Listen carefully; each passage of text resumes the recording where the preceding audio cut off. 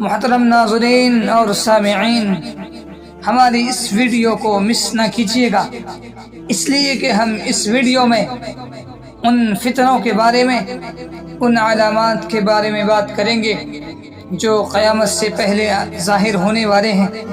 ایک حدیث شریف میں آپ صلی اللہ علیہ وسلم نے ارشاد فرمایا، قیامت سے پہلے 72 باتیں پیش آئے گی۔ دوستو، حضور اقدس صلی اللہ علیہ وسلم نے ہمیں جو تعلیمات عطا فرمائی وہ زندگی کے ہر شعبے پر حاوی ہے، اور پھر ان تعلیمات کے دو پہلو ہیں، دو حصے ہیں۔ ایک پہلو میں تو شریعت کا بیان ہے کہ فلاں چیز حلال ہے اور فلاں حرام ہے، یہ کام جائز ہے اور یہ کام ناجائز ہے۔ دوسرا پہلو یہ ہے کہ امت کو آئندہ آنے والے زمانوں میں کیا کیا حالات آنے والے ہیں، کیا کیا فتنے آئیں گے، کیا کیا فتنے ظاہر ہوں گے، اور امت کو کن کن مسائل سے دوچار ہونا ہے، اور ان حالات میں امت کو کیا کرنا چاہیے۔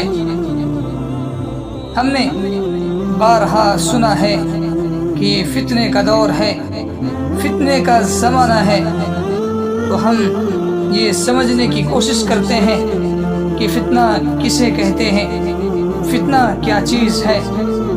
فتنہ کے معنی ہے سونے یا چاندی وغیرہ کو آگ پر پگھلا کر اس کا کھرا کھوٹا معلوم کرنا، آگ پر تپا کر اس کی حقیقت سامنے آ جاتی ہے کہ یہ خالص ہے یا نہیں۔ اسی وجہ سے اس لفظ کو آزمائش اور امتحان کے معنی میں بھی استعمال کیا جانے لگا۔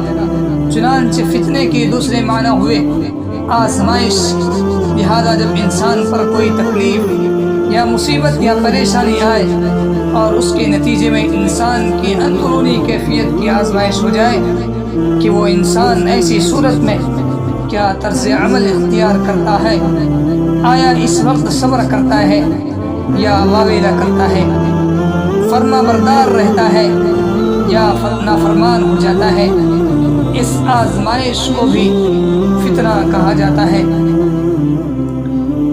چنانچہ اللہ تبارک و تعالی نے قرآن کریم میں بھی مال اور اولاد کو فتنے کے لفظ سے تعبیر کیا ہے، انما اموالکم و اولادکم فتنہ، کہ یقیناً تمہارے مال اور اولاد تمہارے لیے فتنہ ہے، یعنی آزمائش ہے۔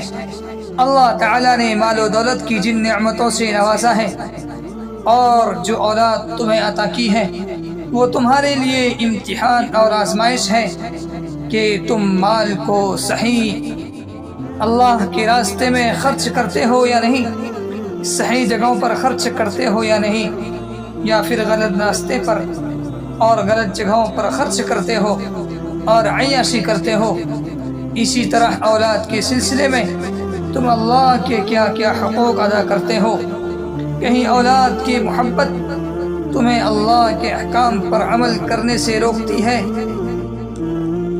تو یہاں پر اللہ تبارک و تعالی نے جو فتنے کا لفظ استعمال کیا ہے آزمائش کے معنی میں ہے، لیکن حدیث شریف میں فتنے کا لفظ جس چیز کے لیے استعمال ہوا ہے وہ ہے کہ کسی بھی وقت کوئی ایسی صورتحال پیدا ہو جائے جس میں حق مشتبہ ہو جائے اور حق و باطل میں امتیاز کرنا مشکل ہو جائے، صحیح اور غلط میں امتیاز باقی نہ رہے، یہ پتہ نہ چلے کہ سچ کیا ہے اور جھوٹ کیا ہے۔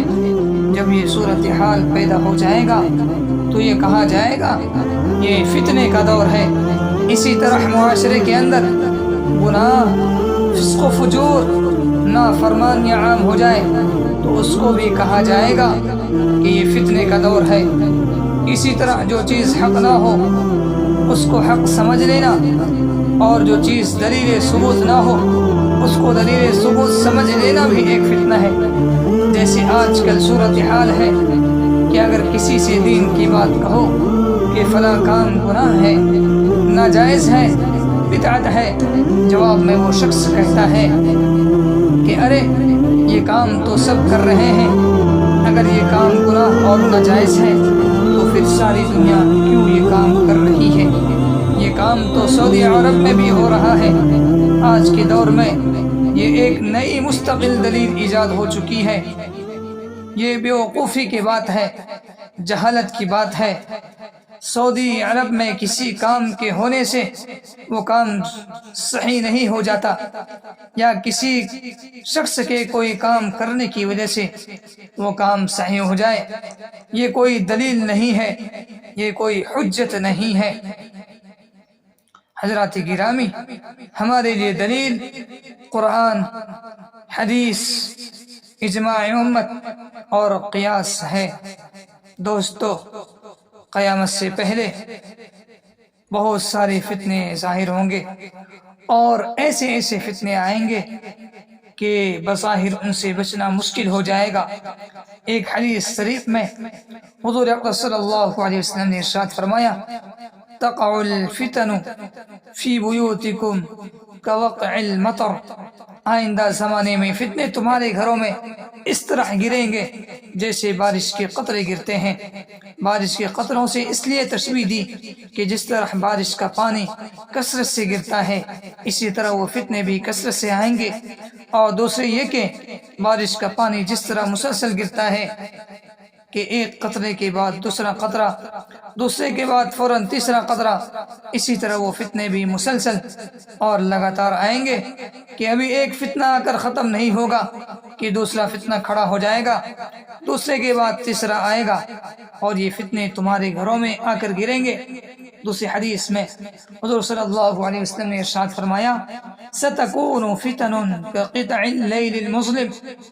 عن قریب اندھیری رات کی تاریکیوں کی طرح تاریک فتنے ہوں گے، یعنی جس طرح تاریک رات میں انسان کو کچھ نظر نہیں آتا کہ کہاں جائے، راستہ کہاں ہے، اسی طرح ان فتنوں کے زمانے میں بھی یہ سمجھ میں نہیں آئے گا کہ انسان کیا کرے اور کیا نہ کرے، اور وہ فتنے تمہارے پورے معاشرے اور ماحول کو گھیر لیں گے، اور بظاہر تمہیں ان سے کوئی جائے پناہ نظر نہیں آئے گی۔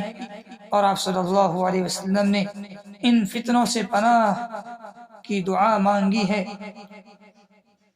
اور آپ صلی اللہ علیہ وسلم یہ دعا کیا کرتے تھے: اللہم انا نعوذ بک من الفتن ما ظہر منها وما بطن۔